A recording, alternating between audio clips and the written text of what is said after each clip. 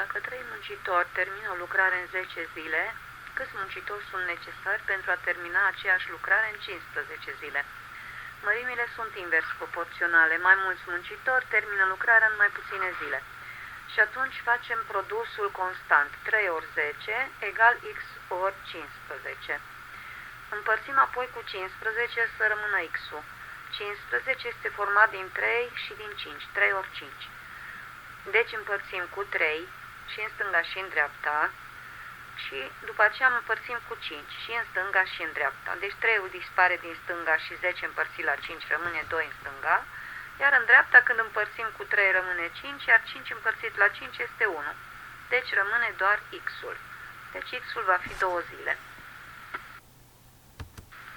Dacă într-o cutie, într-o urnă, sunt 20 de bile roșii și 15 verzi, care este probabilitatea de a scoate o bilă verde?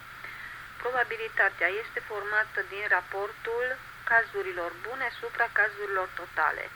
Cazurile bune sunt bilele verzi, adică 15.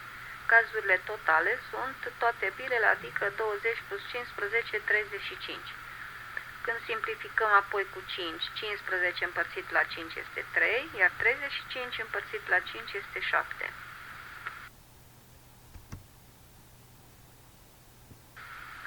Ce preț a avut un obiect care după o ieftinire cu 20% costă 60 de lei? Ieftinirea cu 20 de sutimi se face scăzând din 100 de sutimi 20 de sutimi, deci rămân 80 de sutimi. 80 de sutimi trebuie calculate din prețul vechi, adică ori prețul vechi și egalăm cu prețul nou, adică cu 60 de lei.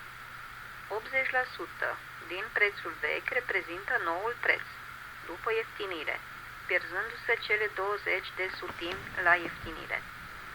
Prețul va fi 60 împărțit la 80 supra 100, adică înmulțit cu inversa fracției 100 supra 80, aici.